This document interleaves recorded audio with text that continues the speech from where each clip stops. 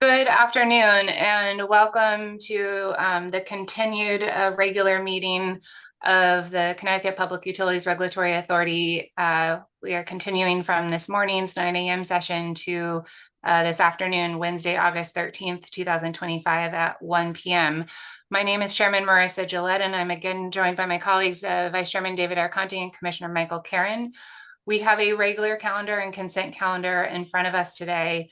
In the first part of today's meeting, we did correct the agenda to notify folks that there is a scrivener's error in the first listed item. It is docket number 210917.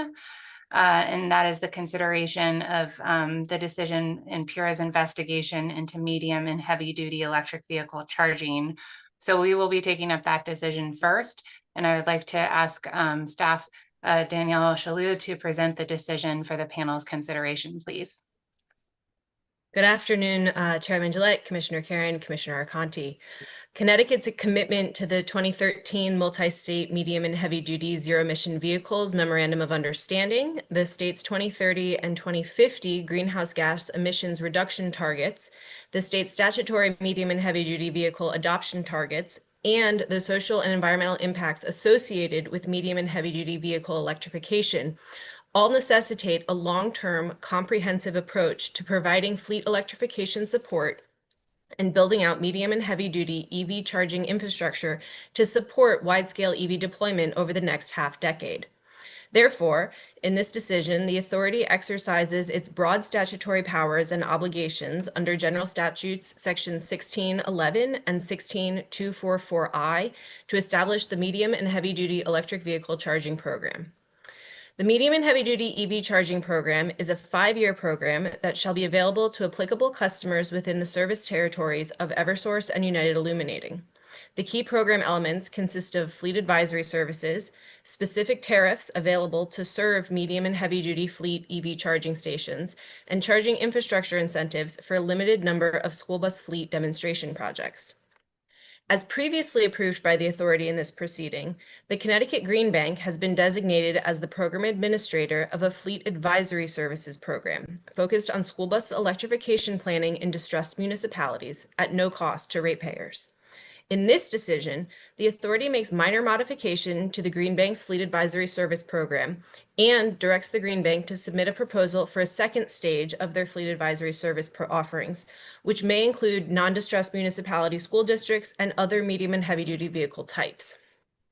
In accordance with General Statute 16-244DD, the authority issues an RFP concurrent with this decision, seeking qualified consultants or professionals with experience in clean transportation, medium and heavy-duty fleet electrification support, and utility coordination to serve as the program administrator or administrators to implement other aspects of the medium and heavy-duty electric vehicle program.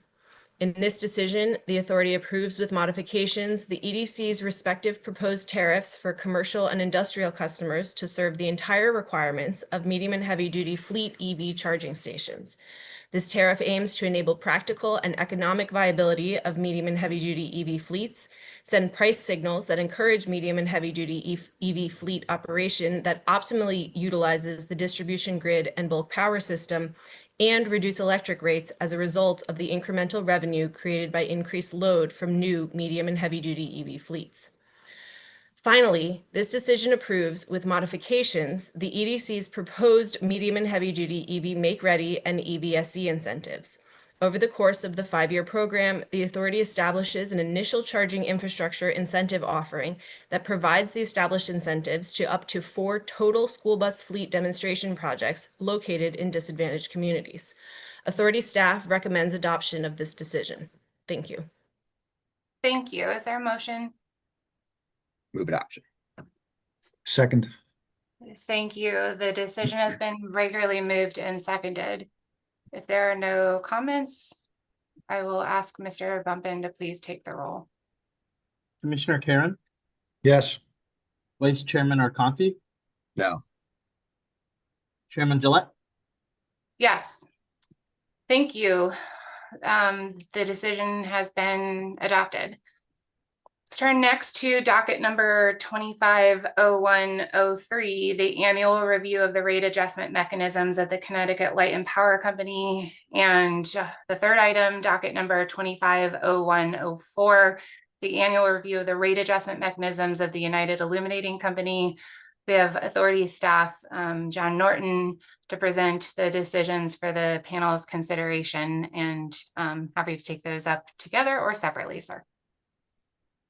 Yeah, we'll go together. Good afternoon, Chairman and Commissioners. In these proceedings, the Public Utilities Regulatory Authority examined the United Illuminating Company's and the Connecticut Light and Power Company's rate adjustment mechanisms, or RAM, which are comprised of the generation service charge, bypassable federally mandated congestion charge, non-bypassable federally mandated congestion charge, or NBFMCC, transmission adjustment clause, or TAC, system benefits charge, or SBC, and the revenue decoupling mechanism, also known as RDM, pursuant to Connecticut General Statutes sections 16-19B, 16-245G, and 16-245L, and the December 2nd, 2020 final decision in docket number 20-01-02. Additionally, the authority examined the Connecticut Light and Power Company's Electric System Improvements, or ESI, and the Competitive Transition Assessment, also known as CTA, mechanisms, collectively the RAM components.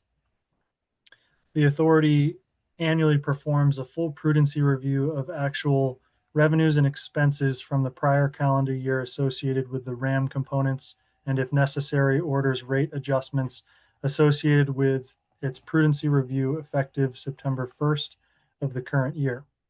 The prudency review commences each year after the authority issues an interim decision setting rates effective May 1st of the current year for the ensuing 12-month period. The final decisions being voted on today is to subsequently set rates for September 1st, 2025 through April 30th, 2026, following the completion of the Phase 2 prudency review performed by the authority. In the United Illuminating Company's decision in docket number 25-01-04, the authority finds that adjustments are required for the NBFMCC, SBC, and RDM for the period of September 1st, 2025 through April 30th, 2026, to recover likely expenses associated with the company's 2025 calendar year revenue requirement. The authority adjusts the NBFMCC to include additional expected net cost reductions resulting from the effect of locational marginal prices, or LMPs, on the power purchase agreements, or PPAs. Additionally, the authority adjusts the SBC for the cost increases expected due to the continued implementation of the low-income discount rate in 2025. Lastly, the RDM was adjusted for executive compensation subject to reconciliation through the RAM. In the Connecticut Light and Power Company's decision in docket number 25-01-03, the authority finds that adjustments are required for the NBFMCC and SBC for the period of September 1st, 2025 through April 30th, 2026, to recover likely expenses associated with the company's 2025 calendar year revenue requirement. The authority adjusts the NBFMCC similarly to include additional expected net cost reductions resulting from the effects of LMPs on the PPAs. Lastly, the SBC was adjusted down for the expected costs related to the implementation of the low-income discount rate in 2025. Lastly, for both RAM decisions, the authority incorporates bond funding applicable to each company for the electric vehicle program in the NBFMCC and the hardship protection measures within the SBC as a result of the passage of Public Act number 25-173 and the August 1st, 2025 State Bond Commission approval of the full $155 million in bond funding authorized for this fiscal year in the Act. The authority recommends the decisions for approval. Thank you. Thank you. Is there a motion? Move adoption. And second. Thank you. To clarify, Madam Chair, this is for motion for both items 2 and 3. Yes, unless there's an objection. No objection. Thank you. Thank you. So as clarified, the motion is to adopt docket number 250103 and docket number 250104. And that motion has been regularly moved and seconded. If there are no comments, I will ask Mr. Bumpin to please take the roll. Commissioner Karen, Yes. Vice Chairman Conti, Yes. Chairman Gillette, Yes. Thank you. The decisions in 250103 and 250104 have been adopted. That brings us to our consent calendar, in which there are 5 items. I will seek a motion, please. I would move adoption of today's consent calendar, items 1 through 5. And I will second. Thank you. The consent calendar has been regularly moved and seconded.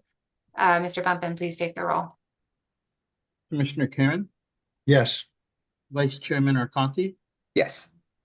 Chairman Gillette, Yes. Thank you. The consent calendar has been adopted in full. That brings us to the end of today's regular meeting agenda. We will adjourn and convene next Wednesday, August 20th at 9 a.m. for our next regular meeting. Thank you. We are adjourned.